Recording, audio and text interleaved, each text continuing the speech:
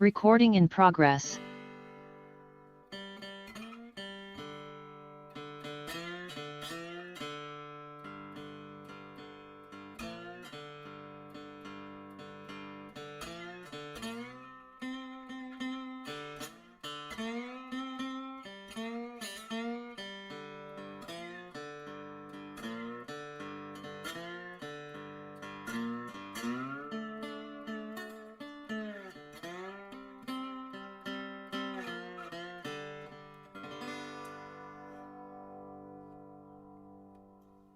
Hey everybody, welcome back to the podcast, episode 70 of the Noel Casler podcast. Not sure if you could hear that, but that is my trusty 53 Hofner.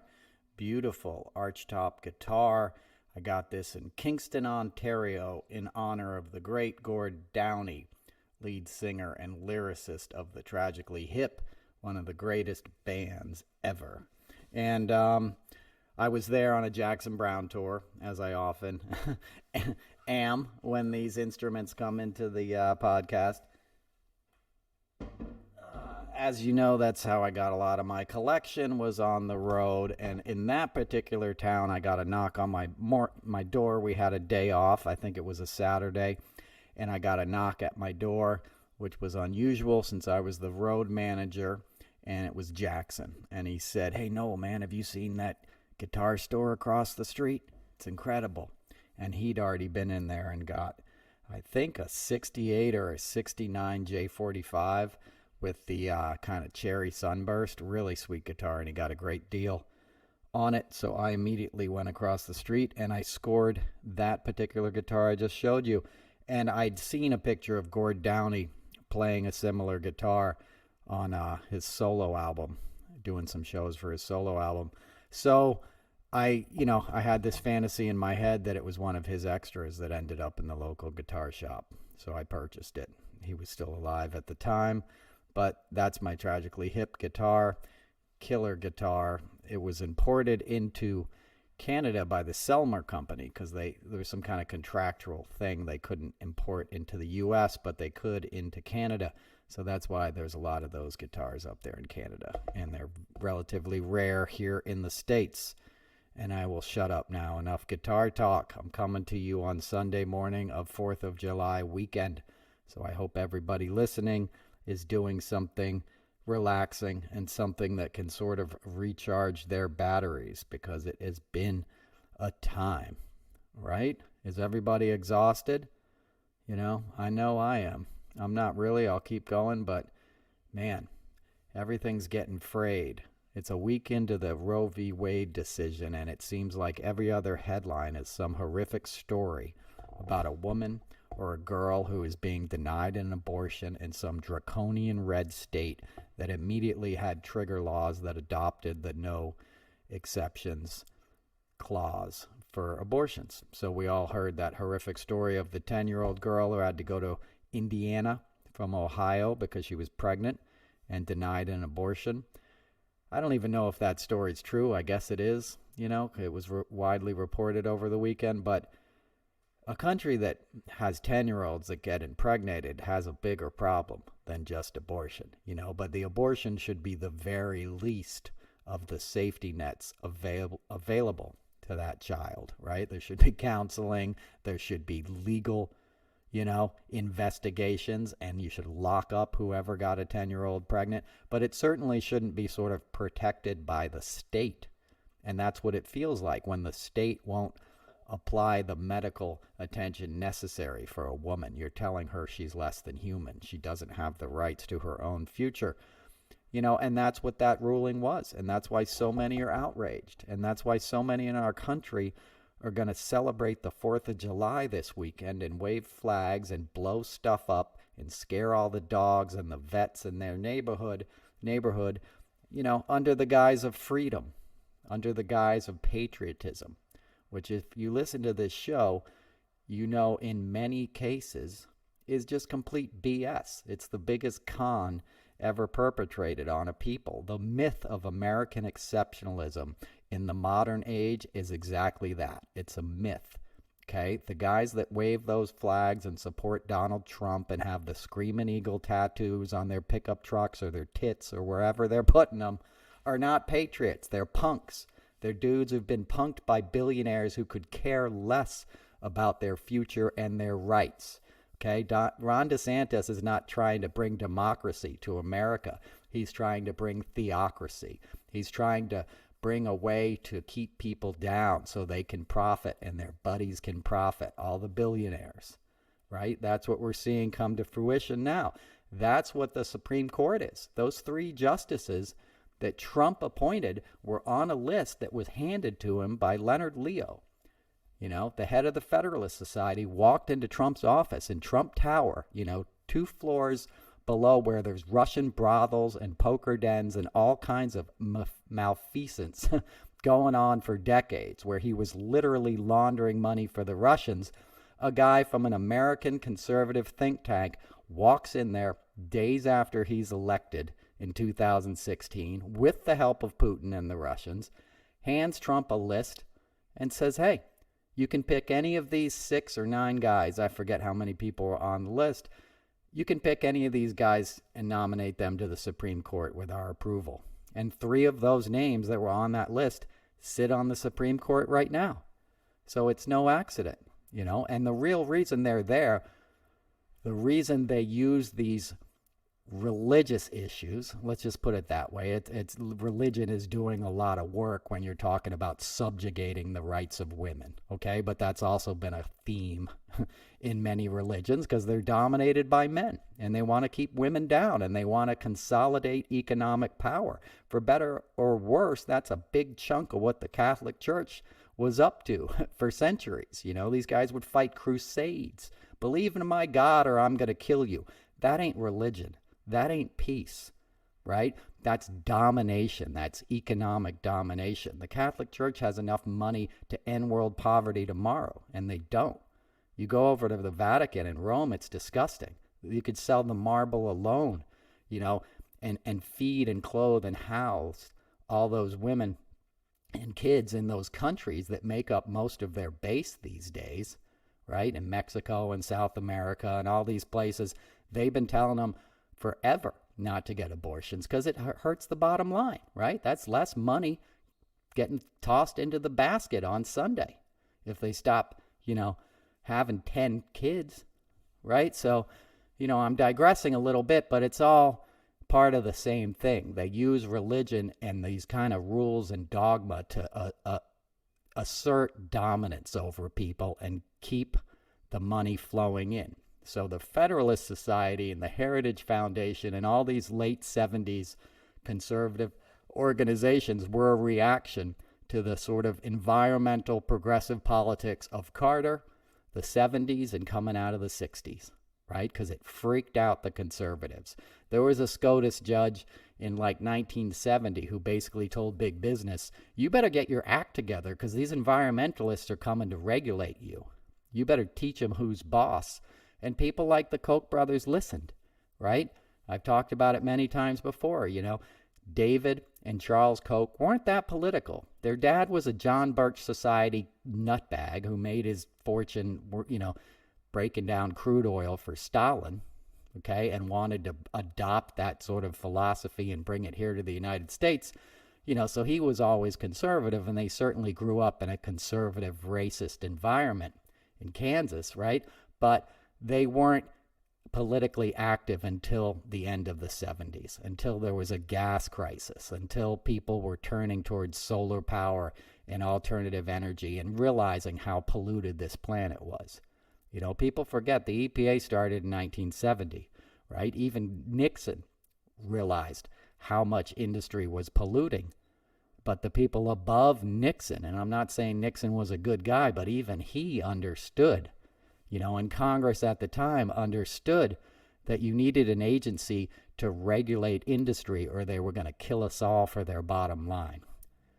And that's what woke up these conservative organizations, and they started all these PACs, and they started packing judges, and they found Reagan, who was a really easy guy to manipulate because he was a dumbass figurehead who who served a very perfect purpose for conservatives. He allowed the people behind the scenes in the shadows to do whatever they wanted because he was great at getting in front of the camera and eating a couple of jelly beans and telling everybody everything was going to be all right and we were all good Americans, right? So all the gun groups, the NRA and the conservative PACs realized they had this Trojan horse that they could now get really conservative funding passed and really conservative judges on federal benches, you know, with this guy, with this sort of like simplifying this message and putting all of this stuff under the umbrella of conservative white Christianity.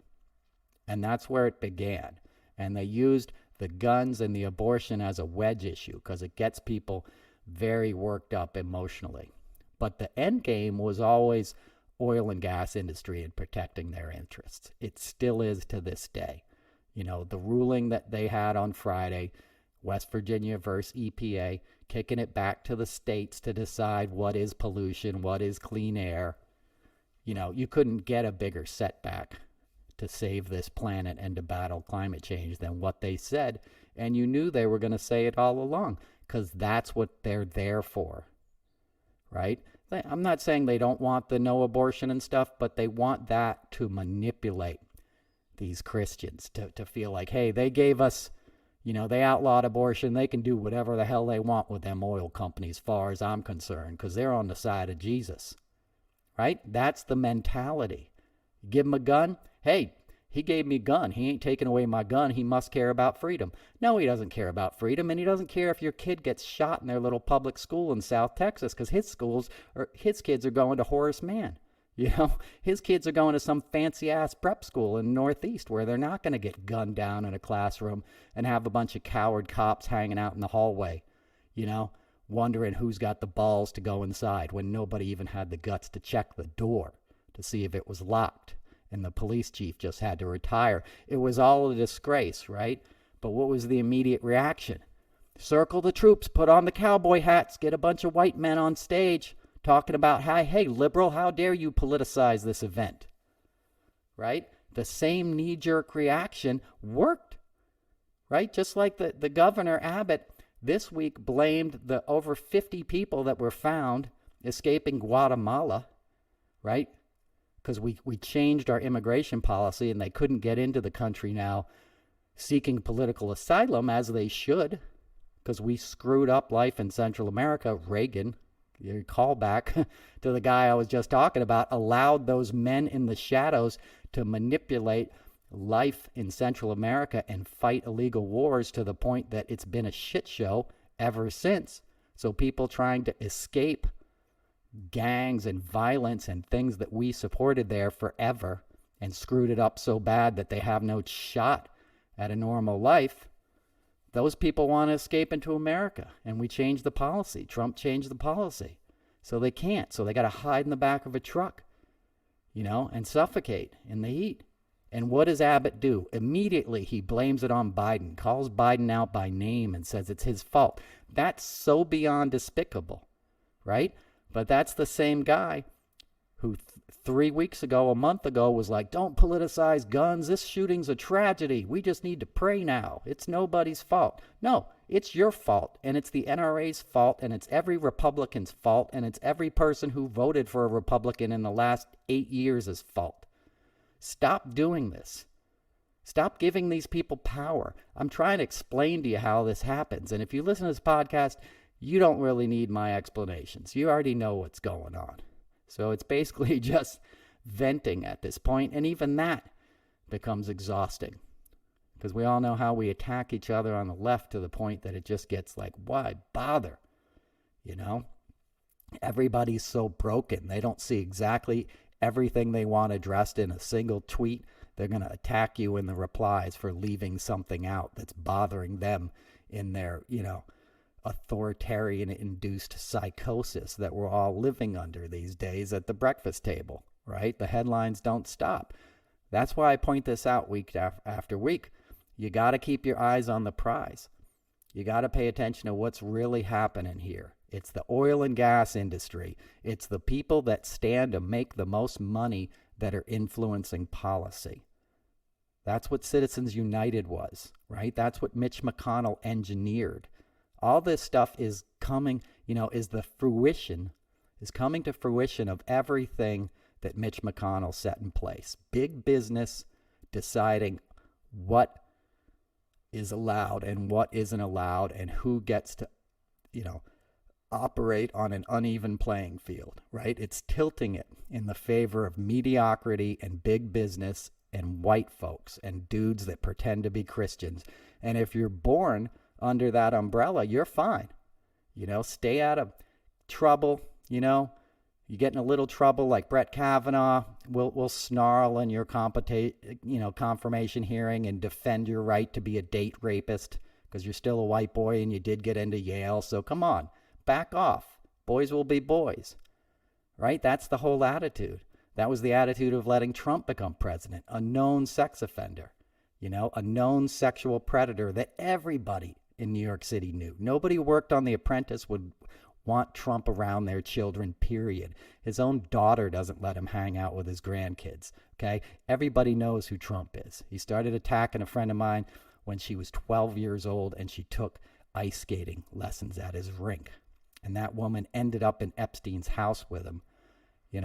She got exploited by a lot of men, but she told me, Noel, you wouldn't believe what they did to women in that house, right? And not a single person who participated in Epstein's sex trafficking, not a single male, shall I say, is in prison, right? Ghislaine Maxwell got sentenced to 20 years this week, right? And she should, right? But where are the guys? There was no clients. She was sex trafficking, and there's not a single client who gets held accountable, right? Prince Andrew, Donald Trump, anybody else, Bill Gates, Bill Clinton, I don't care who it is, lock them up. But they're not going to lock them up because they're men. Lock up the woman, make an example of her, kill Epstein, get Barr to hide the evidence. Boom, problem solved. Business goes on, business as usual.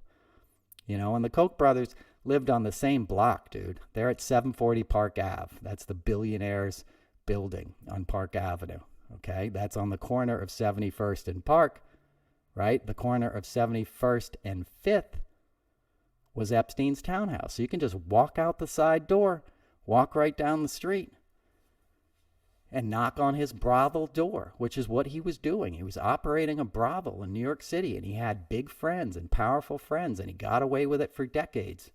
And when it hit the fan, they covered it up, and they sent a woman to jail. And she should be. I'm just trying to explain the same power structure, the same Rudy Giuliani's. A scumbag is still running around selling sandals on his Twitter page when he should have been in jail a year ago, right? Look at these hearings. Look at Cassidy Hutchinson. At the top of her hearing, she basically said Giuliani was the one coordinating with the Proud Boys and the Oath Keepers, right? That came out in the first 4 minutes of the confirmation on Tuesday. And we forgot about it instantly because everything else was so crazy that Trump was doing. And what Trump was doing was what Trump always did. Trump was being Trump. That's what I've been telling you guys about for 5 years. He would fly into rages. He would throw stuff. He would curse people out. He would say the N-word. He'd walk into the TV truck and say, get a close-up on her tits. No, not that one. The one with the big tits. That's how he would talk. You don't think NBC knew about that? You don't think Jeff Zucker at CNN knew about that? As I said in my car rant this week? Of course they did. You don't think reporters at the New York Times knew about that? You don't think they read Wayne Barrett's coverage of Trump in the Village Voice in the 80s? Of course. Everyone knew, but there was money to be made, and you don't want to rock the boat and take on the powers that be. And here we are. And Trump's good at bending all this stuff to his will. I talked about it years ago. Nobody picked up on it, but I did a lot of events with the Secret Service. When I was Obama's inaugurations and Christmas in Washington was where I started my career, and the Kennedy Center honors, that was the Clinton administration. They'd always be at the gigs. I'm used to like the Secret Service doing a sweep and coming through and getting clearance to go to the White House and all that kind of stuff. That all changed when Trump became president, and I could see it. I could see that he was going to bend the Secret Service to his will and turn them into like, porters carrying his daughter's luggage around and his drugs and protecting him. And the reason I knew that was I saw him go to a UFC fight at Madison Square Garden. He stood on the floor of the Garden. This is 2 weeks before he went to Walter Reed, and I tweeted about this, his surprise visit to Walter Reed. He was there on the floor of the Garden, and he had Chuck Zito, the one-time head of the New York chapter of the Hells Angels, the celebrity, the big Trump supporter, the guy who was always at the Trump, Celebrity Apprentice after parties with the Hells Angels. And this isn't an indictment of the Hells Angels. Sonny Barger died this week. Rest in peace. I know some Hells Angels in Oakland and stuff. They're not all bad, and I'm not going off on them. Chuck Zito's a scumbag, and he's always been, but he's sort of like a celebrity backstage in New York. And Trump loves him, always had, because he's a tough guy, toxic masculinity. And I've told the story before how I took his picture at a Celebrity Apprentice after party, and he basically said, like, if I wasn't there right now, if we weren't in this party, I'd be kicking your ass right now. But anyway, he got to backslap Trump on the floor of the Garden. Okay, Chuck Zito went to prison in the 80s for stabbing somebody. He was on trial for blowing somebody up. Okay, he went to prison for a violent crime. He was the one-time head of the New York chapter of the Hells Angels until the Hells Angels kicked him out. Okay, so this is not a guy that the Secret Service would normally let in the building if the president was there. And I tried to explain this and nobody bit, but when I was doing Obama's second inauguration, President Obama's, we had Soundgarden play, and I was assigned to Soundgarden. And one of their security team had a prior from way back, got in a bar fight or something. I don't even know the specifics, but something that made him ineligible to be in the building with the president. And the Secret Service took me aside and said, that guy can't be in the building. He can't get in the elevator when we go upstairs to the Commander-in-Chief's ball where Obama's going to be, President Obama. So go tell this guy he can't be part of the gig. And I had to do that, and the guy hated me. Whole different story, right? But that's how it used to be. My point is everybody would get vetted. And if you were in a high-risk area, like the floor of the Garden during a UFC fight, even though those lunkheads all probably love Trump, there's still a bunch of jacked up dudes that think violence is fun, that consider themselves MMA fighters or whatever, right? Not exactly like, a peaceful event to have to protect the president in, right? But there they were on the floor, and there it was, Trump, Don Jr., and Eric with Chuck Zito giving Trump a backslap, giving him a bear hug backslap, the president of the United States, getting hugged by an ex-con, ex-Hells Angel. And right then I knew, the Secret Service is on his team. They're not even following protocol anymore. And that's what came out, right? The big thing that came out of the testimony was how he tried to, choke Bobby Engel. And I haven't mentioned this on Twitter, but I went to high school with Bobby Engel. He was a year ahead of me at Lakeland High School in Westchester County. He married somebody who was in my class, and he's still married to that woman, and I'm friends with her brother. And as far as I know, Bobby's basically a good guy. I think it was the Tony Ornato, whatever, who was pure Trump. He's the one that Trump appointed to be a White House specialist, and the guy left the Secret Service and was basically a Trump aide and then went back to the Secret Service.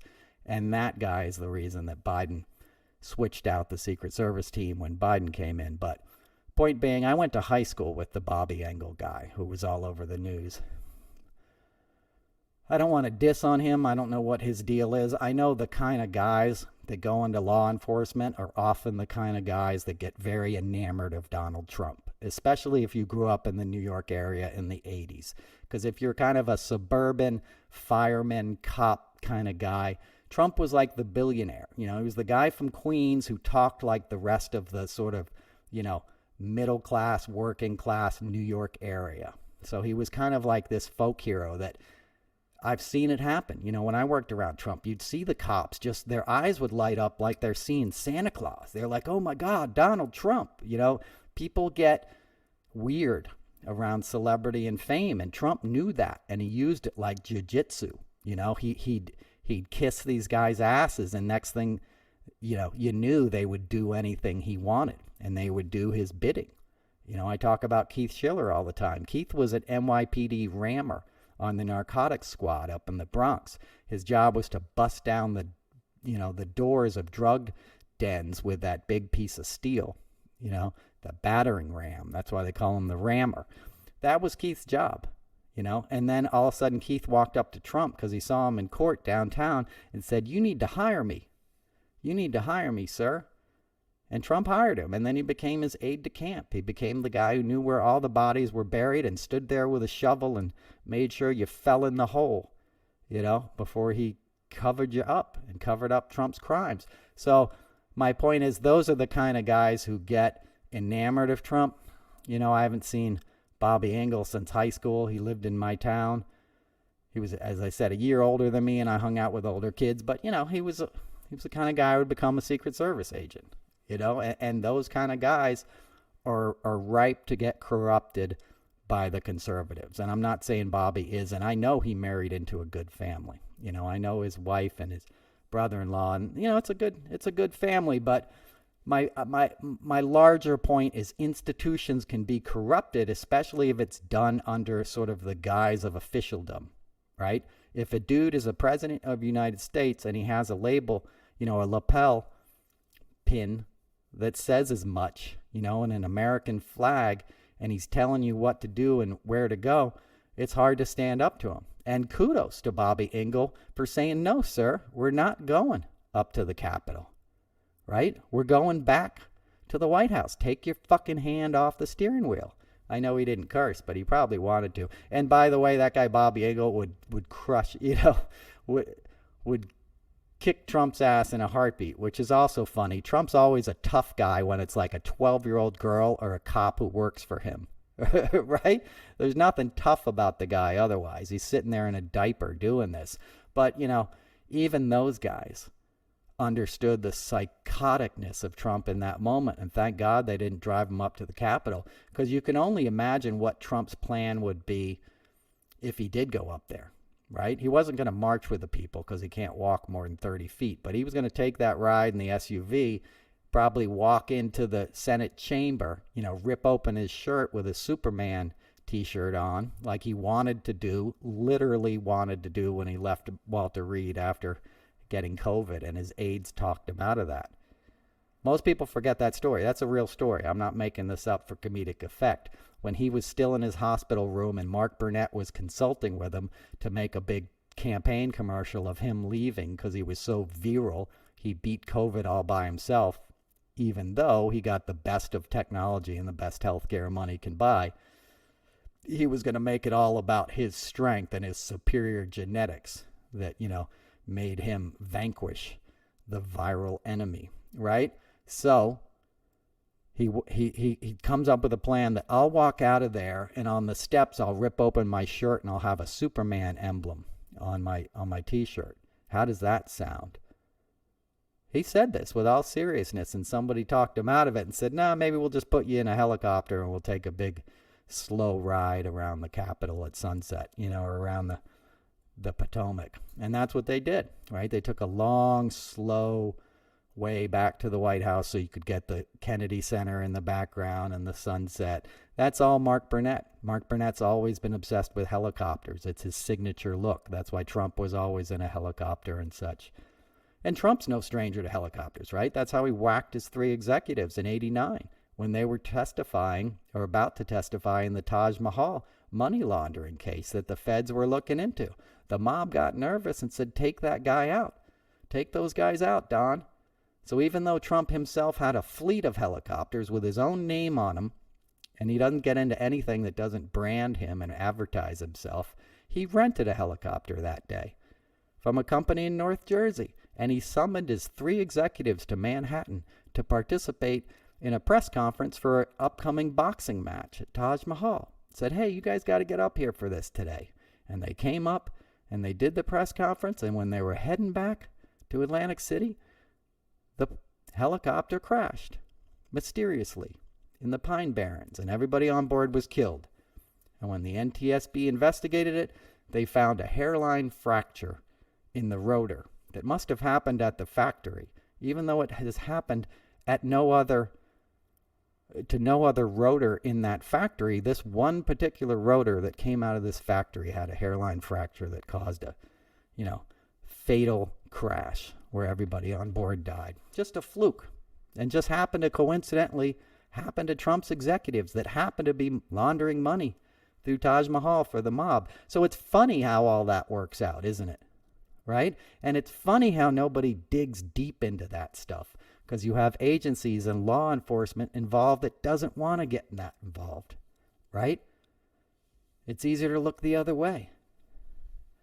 And one of those family members of one of those executives, I probably shouldn't say this, but she came to my last show in New York City and was very kind to me. And let's just say she sees who Trump is and her family knows who Trump is, and they've never been cool with the way their family member died, and they've always suspected Trump. But that was one of those things you couldn't get anybody to even look at, right? And you sound like a QAnon guy even bringing it up, and it's all there. It's in a paper. You can Google it right now, and make your own decision about what happened. But if you look at Trump's record and you look at all this kind of malfeasance, you'll see that it's not just Trump. It's institutions wanting Trump to exist and survive. And that's part of what we're dealing with, and part of what I'm trying to say. The money, the dark money behind the conservative groups, behind somebody like Trump, who everyone knows is a scumbag. He was nobody's first choice, but he became the only choice because the GOP didn't have the backbone to stand up to him, right? All the traditional politicians, the Jeb Bushes and stuff, they just melted because they'd never seen a New York bully, and they didn't know if you punched him in the nose back, he would have left you alone, because they all had sort of prep school politeness, and he just ran roughshod over them. And it happened to dovetail with like a ratings bonanza, where he'd get on there and talk about Megyn Kelly in July and stuff, and then New York media and Jeff Zucker and all these guys that knew he was a scumbag saw their bottom line was greatly impacted in a favorable way. And they said, we're going to make a fortune off of this guy. Will you look at these numbers? It's July, and we're getting 5 million people tuning into a GOP debate. This is our dude, So the New York Times and everybody else, set it up like it was WrestleMania. Hillary Clinton was the foil, right? She was the bad guy that everybody hated, the smart brainiac woman, right? And here was the fun cartoon character billionaire who was going to make politics like WrestleMania exciting again. He was going to insult people on stage. That's more fun than talking about NAFTA and the environment. And that's what happened. The dumbing down of America, the hiding in plain sight what your true motivation is.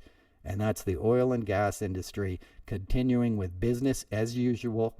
And that's the regulatory agencies and the government officials and the federal judiciary protecting business, protecting the status quo. And you can look at the beginnings of this country. That's what it's always been founded on. Protecting a way of life for a certain minority rule to continue to have power. All the stuff we're dealing with now is a direct result of appeasement to slave states. That's what the Electoral College was. Holding out an olive branch, allowing these states to come into the Union and still remain racist, to make assurances that the white wealthy landowners would still have all the say and the power. We shouldn't have done that. We should have fought against Jim Crow laws. There's been a lot of opportunities in this country to really address our original sin, which is racism and genocide of indigenous people. And we're not trying to do that. And we're not only not trying to do that, now it's a different level of war on the truth, right? We saw this week in Texas, and Ron DeSantis himself want to replace slavery, the word slavery, in history textbooks for kids with, involuntary relocations, right? I mean, that's right out of a Carlin routine to say something like that. Involuntary relocation. Hey, I know your flight wanted to land in Cleveland, but we're gonna go to Gary, Indiana now. It's no big deal. Right? It's not an involuntary relocation. You captured people, brought them in shackles to the United States and made them work for free, abused them, attacked them, barely fed them, starved them, beat them, did every horrible thing a human can do to another human. It's not involuntary relocation. It's a mortal sin that requires a lack of morality so deep it's hard to imagine how it even existed. And we're not 300 years from it or 240 years from it or 50 years from it, right? In the mid-60s, we were still fighting for blacks to go to the same schools as white people, to use the same water fountain, to sit at the same lunch counter. That was happening 5 years before I was born. People were fighting for that. That is insane. That is what we need to address as a country. What are you so afraid of? They're afraid of the truth. And somebody like Ron DeSantis wants to set up a theocracy, right? He wants Florida, he wants that next generation of Floridas to be so indoctrinated into racism and lying and worshiping a corrupt, greasy white man like himself or Donald Trump that they don't even recognize the truth, that the teachers don't even teach the truth, that slavery is a myth like the Holocaust and all these other narratives that they try to paint as narratives because it's inconvenient. Just like it's inconvenient to think about climate change and that the earth is getting hotter because oil companies are burning fossil fuels and carbon dioxide is heating up the planet. Right? That's inconvenient. It's easier to buy a couple more decades of the industry to use fossil fuels, which is going to become outmoded anyway because the planet's not going to survive, right? But in the meantime, Exxon's profits are up. Let's continue to keep the spigots open so the profits can run into our bank accounts as politicians, as judges. That's how it works. And that's why you got to fear somebody like DeSantis, because he knows that. You know, and he's already beaten down science when it came to vaccines in Florida and testing. He was like, no, we're not going to give out the vaccine, but I'll set up Regeneron clinics. If you get sick, you can come here and get a free shot on me, though I'll pay Regeneron because they're one of my big campaign, contributors. A company up here in Tarrytown in Westchester County, that's where the money was going, that Florida taxpayers and federal government funds had been sent to Florida to protect people. He found a way to circumvent it into his own coffers and to make it a political issue. You know, what do they call Florida? The Freedom State or some stupid thing like that? The Free State of Florida? That sounds like it comes out of a movie about enslaved people, right? That literally sounds like the Free State of Florida sounds like I'm going to see a horror movie about slave owners and how awful they are. And that's what the GOP is right now, right? Florida has their teachers being exposed to these workshops this summer that Ron DeSantis is champion. And they'll give you a $700 stipend if you go to a 3-day seminar on civics and teaching civics and basically saying that separation of church and state is not what the founding fathers wanted. Slavery wasn't really that bad. And Christianity is really what should be taught in schools. That's literally the message that they're bribing teachers to teach children. And you get $700 for 3 days in the seminar. If you do really well, you can qualify for a bonus of like $3,000 if you become one of the head cheerleaders for the civics lesson that isn't based in history or historical fact or science, that's based in what Ron DeSantis wants, which is a theocratic state where you don't question authority and you assume if they identify as a white Christian male, they know what's best for you, your bottom line, your money, and your health. Does that sound like a fun place to live? Do you want Ron DeSantis deciding what's good for you? Nobody does. And if you let that guy become president, it's all over. And I think people know it. And I think Trump knows it, right? He knows that DeSantis basically has the perfect opportunity to take him down. Murdoch's already gone from Trump to DeSantis. All the big donors are now going towards DeSantis. Your Mercers, your guys that were funding Trump last time are like, too much damage, man. Let's go with this Ron guy. He's slicker. He's got discipline. He went to Yale. He's a Navy JAG. His job when he was a Navy JAG was in advising the SEAL teams in Iraq during the Fallujah surge as to what was within the Geneva Convention when they were torturing these guys, these enemy combatants that they would round up in cities and waterboard and stuff. Ron was the guy standing there being like, yep, that's cool. You could do that. No, perfectly legal.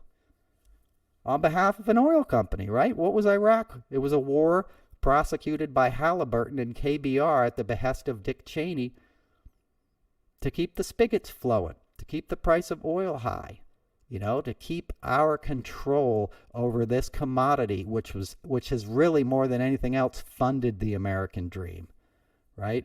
The vast amount of wealth in this country, besides the first set of big money that we created off of the backs of enslaved people and stealing land from indigenous people, was the oil boom. It was the post-industrial revolution, right? A Nazi sympathizer, Ford, an anti-Semitic guy, figured out, hey, I can make an assembly line, turn out these cars cheap, and sell them, and make a ton of money. And that's what they did. And then the oil and gas companies, Rockefeller, Standard Oil, hey, this is the future. Forget about whales. We got oil now. Another fossil fuel, right? Dinosaur bones. And that's where we're at. And they're trying to protect that, My grandfather was Nelson Rockefeller's roommate at Dartmouth. And Chrysler was their other roommate. Okay? My grandfather died in the 80s. This is my paternal grandfather, right? But that's how it was. His wife was a Reynolds Steel. Industrial elitism, right? Profit centers, Ivy League schools, prep schools, a power structure of old white men that control the wealth and the future of this country is what Make America Great Again really means. That's what they're saying let's go back to. You let the common man be as racist as he wants, have a gun and cheap access to gasoline and bullets, and he'll be happy. And in the meantime, we could divvy it up all here in D.C.,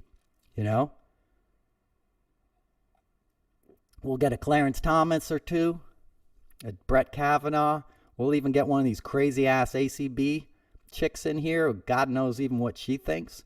I mean, she's like a crazy person's crazy person. They must sit around like, man, she's whacked,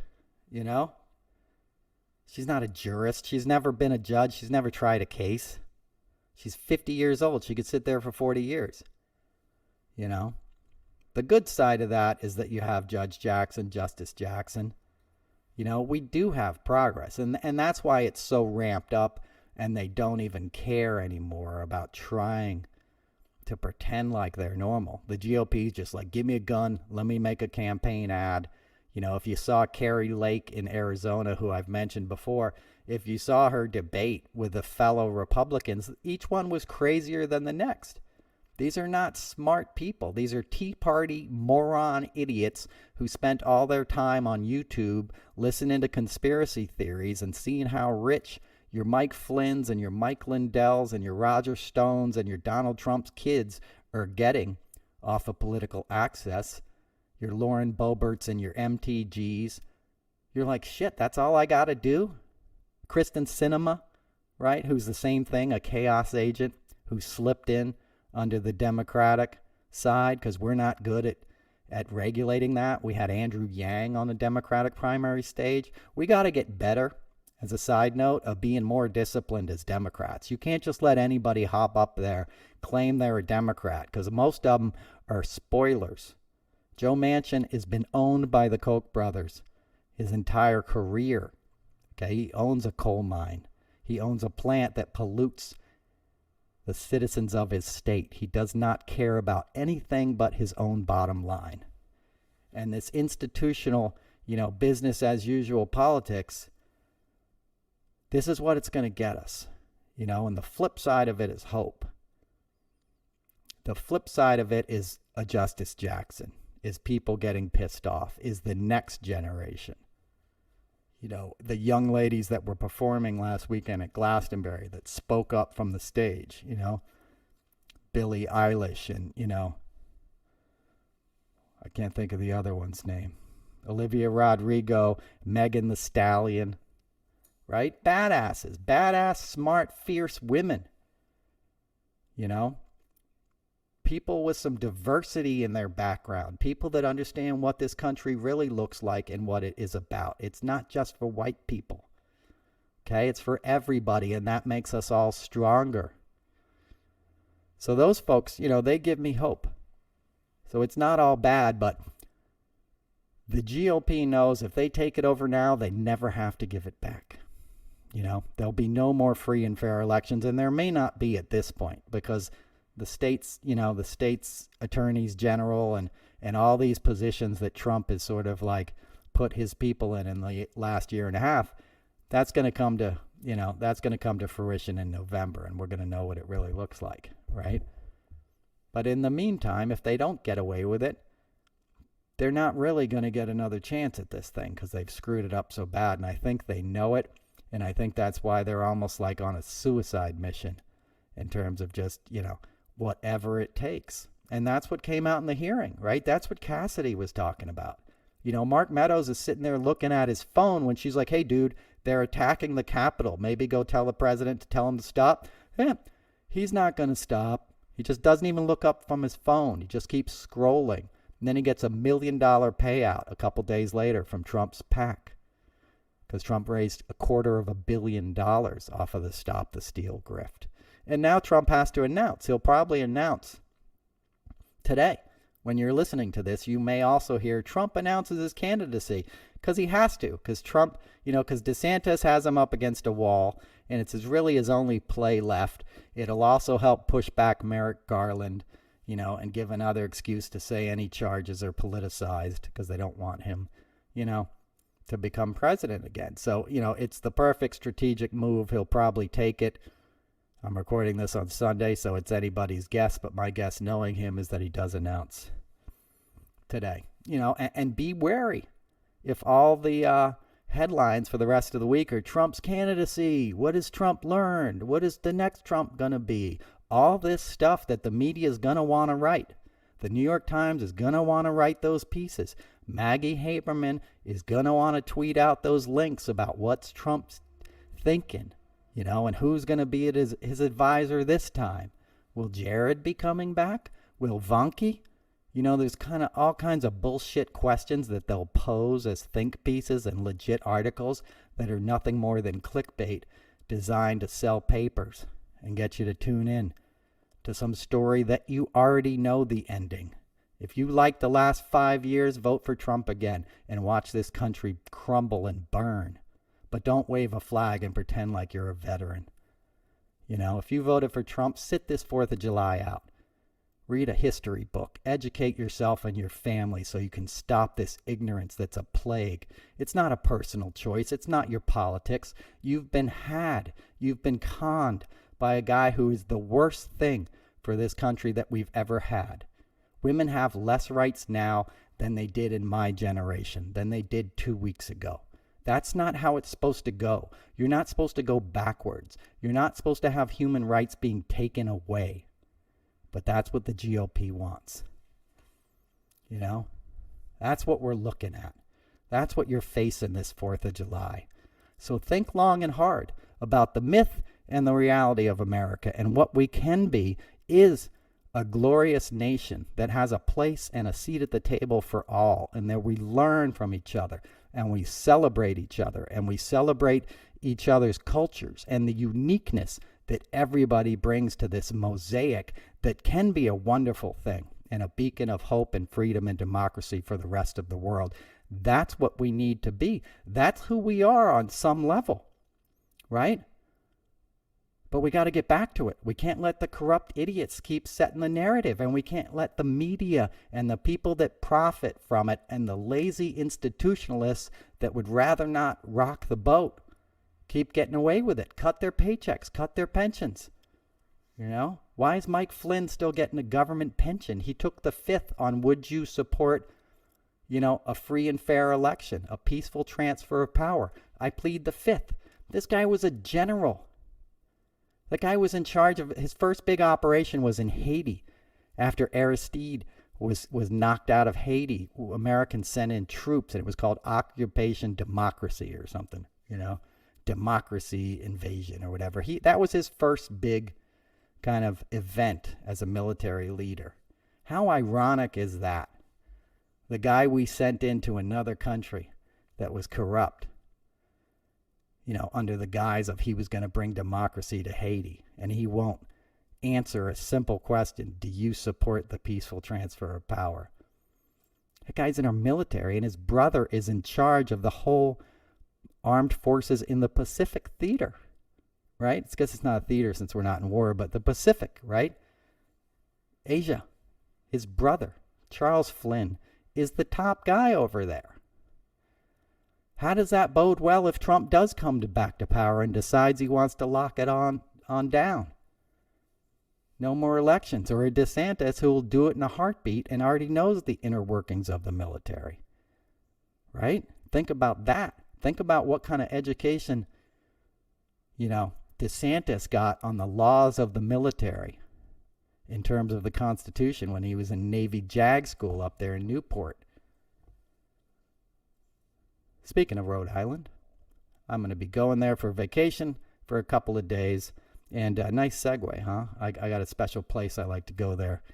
It's not really a secret, but it's Block Island, very low-key place off the coast of Rhode Island. So I'm going to go ride a bike for a couple days and calm down and get ready for my show, which is going to be in Cape Cod, which is just across the same water in Massachusetts, West Yarmouth, Massachusetts. I'm going to be at the Music Room August 3rd in Cape Cod.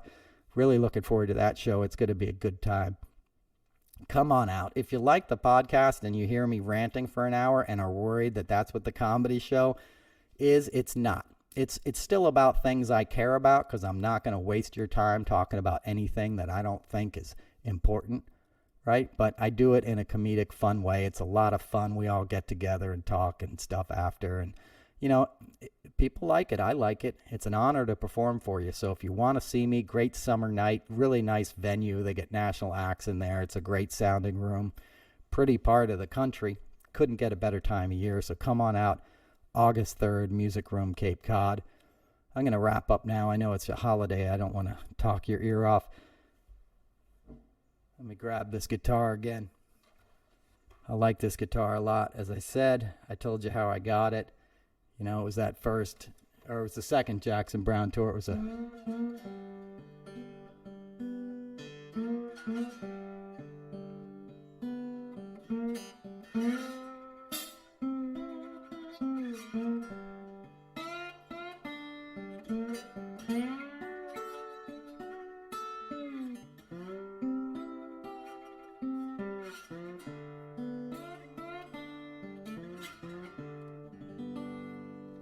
Beautiful guitar, huh? I played it for Jackson after I got it too, and it was a solo acoustic tour that we did across Canada, which was just a lot of fun. It's where I met my buddies in the Trailer Park Boys, who I'm still friends with, and I was talking about Glastonbury. I was there a couple times. If you don't know, it's a phenomenal music festival in England. It's the best festival there is. It's better than any other festival. It's just got such a unique thing, and it's in a unique area, and it just got a great history. But I was there on my first Jackson Browne tour. He was playing there with his full band on the Pyramid stage, which is the main stage. And the band before him was called the Scissor Sisters, and I ended up dating one of their backup singers after that performance for a while. I won't get into that story, and I digress, but that's where we met backstage there. And I remember Jackson played, and then there's a lot of, there's smaller stages and all these other bands. So Jackson played, and our tour bus, we had 2 tour buses, I think, and our tour bus was going to go back to London, where we were staying at the Royal Garden, which is this great hotel next to Kensington Palace. And if you're there this month, like the whole hotel is rock stars. Like I remember getting into the elevator there, and like Jimmy Page got in the elevator with me. Like it's that kind of deal. You sit down at the hotel bar and like Billy Gibbons will be there, or Usher or somebody. It's just filled with musicians and artists. But so our tour bus was going to leave sort of after Jackson's set and go back to London. A lot of the band guys, they've seen it all, done it all.